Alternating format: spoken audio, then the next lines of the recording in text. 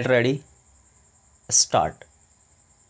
The present reference to the Constitution bench has its own complexity as the centripetal issue in its invitation of the interpretation of Article 239 AA of the Constitution invokes a host of concepts, namely constitutional objectivity, navigating through the core structure with the sense and sensibility of having a real test of constitutional structure, the culture of purposive interpretation, because the court is concerned with the sustenance of glory of constitutional democracy in a democratic republic as envisioned in the constitution, and understanding the idea of citizenry participation viewed with the lens of progressive perception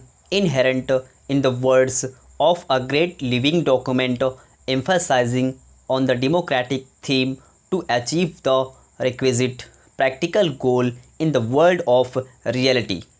We may call it as pragmatic interpretation of a constitutional provision, especially the one that has the effect potentiality to metamorphose a workable provision into an unnecessary and unwarranted piece of ambiguity.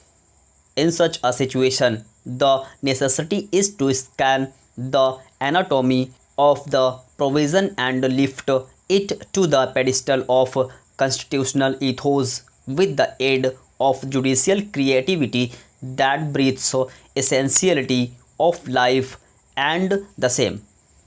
It is the hermeneutics of law that works. It is the requisite constitutional stimulus to sustain the fundamental conception of participative democracy so that the real pulse is felt and further the constitutional promise to the citizens is fulfilled. It gets rid of the unpleasant twitches and convulsions. To put it differently, the assurance by the insertion of Article 239 AA by the Constitution 69th Amendment Act 1991 by exercise of the constituent power is not to be renounced with any kind of rigid understanding of the provision. It is because the exercise of constituent power is meant to confer democratic, societal, and political powers on the citizens who reside within the National Capital Territory of Delhi that has been granted a special status. The principal question is whether the inhabitants or voters of NCT of Delhi remain where they were prior to the special status conferred on the Union Territory, or the amended constitutional provision that has transformed Delhi instills prana into the cells. Let it be made clear that any ingenuous effort to scuttle the hope and aspiration that has ignited the idea of march ahead among the inhabitants by any kind of linguistic gymnastics will not command acceptation. The appellant claims that the status of the voters of NCT Delhi after the 69th Amendment has moved from national to real, but the claim has been negatived by the Delhi High Court. Learned counsel for the appellant criticized the judgment and order of the High Court by contending, apart from other aspects, that the language employed in the entire chapter containing Article 239 AA, unless oppositely interpreted, shall denude the appellant, the National Capital Territory of Delhi, of its status.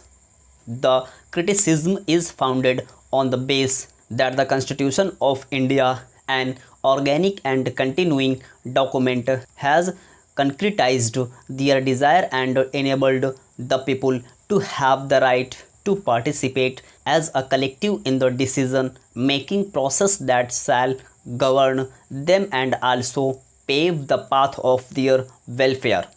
The participation of the collective is the vital force for larger public interest and higher constitutional values spelled out in the Constitution, and the silences therein and the same are to be protected.